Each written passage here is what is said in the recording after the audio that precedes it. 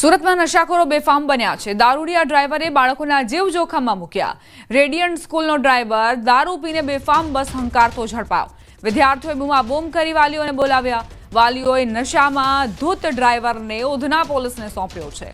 ઉધનામાં બીજા બાળકોને લેવા ગયો હતો ત્યાં આ ઘટના બની। નશેડી ડ્રાઈવરે દારૂ પીને ગાડી ચલાવી, બસ ચલાવી અને બાળકોના જીવ પણ જોખમમાં મૂક્યા। તેની બસમાં તમામ વિદ્યાર્થીઓ સવાર હતા અને તે દરમિયાન ડ્રાઈવર નશામાં હોવાનો અંદાજ આવતા જ બાળકોએ બૂમાબૂમ કરી અને વાલીઓ દોડી આવ્યા।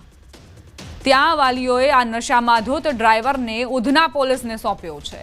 આ નશેડી ડ્રાઈવર જેણે વિદ્યાર્થીઓના જીવની પણ પરવા ન કરી, પહેલા તેને દારૂવાલો હતો, તેને દારૂનો નશો કર્યો અને ત્યારબાદ બસ હંકારતો પણ નજરે પડ્યો। ઉધનામાં બીજા બાળકોને લેવા ગયો હતો ત્યાં આ ઘટના બની હતી। વિદ્યાર્થીઓને જાણકારી થતાં જ તેમણે બૂમાબૂમ કરી અને વાલીઓને બોલાવ્યા અને ત્યારબાદ વાલીઓએ પોલીસને આ ડ્રાઈવરને સોંપ્યો છે।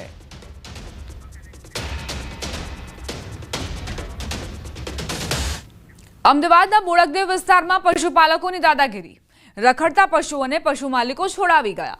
3 જેટલા પશુઓને પકડ્યા બાદ ઝપાઝપી કરી। પશુ માલિકો ઢોર છોડાવી દેતા પોલીસ ફરિયાદ થઈ। વસ્ત્રાપુર પોલીસ સ્ટેશનમાં 3 પશુ માલિકો સામે ફરિયાદ નોંધાઈ। ઢોર છોડાવવા ઝપાઝપી કરતા પશુપાલકોનો વિડીયો પણ સામે આવ્યો છે।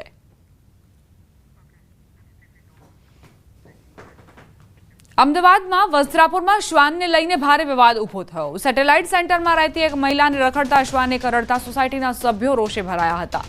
શ્વાનને પકડવા માટે ટીમ બોલાવવામાં આવી હતી, જે દરમિયાન સોસાયટીની એક ડોગ લવર મહિલા જે સોસાયટીમાં શ્વાનોને ભોજન પૂરું પાડતી હતી, તેણે શ્વાન પકડવા પર વિરોધ કરતા મામલો ઉગ્ર બન્યો। સોસાયટીના સભ્યો સાથે બોલાચાલી થતાની સાથે જ હિંસક બનાવ બન્યો હતો। ડોગ લવર મહિલા પર લાકડી અને દંડાથી હુમલો કરવામાં આવ્યો। મહિલાએ પોલીસ ફરિયાદ પણ કરી, પરંતુ પોલીસે ફરિયાદ ન લેતા તેણે નારાજગી વ્યક્ત કરી। તો અમદાવાદમાં આ કિસ્સો સામે આવ્યો છે, જ્યાં એક મહિલા તેમને શ્વાન કરડી ગયો અને ત્યારબાદ તમામ સોસાયટીના રહીશોએ વિરોધ દર્શાવ્યો। જ્યારે પાલિકાની ટીમ આ ડોગને પકડવા માટે આવી તો એક ડોગ લવર મહિલા જે બબાલ કરતી જોવા મળી, તો આ તરફ તેને પણ કડવો અનુભવ થયો, કારણ કે તેની ઉપર લાકડી અને દંડા સાથે હુમલો કરવામાં આવ્યો।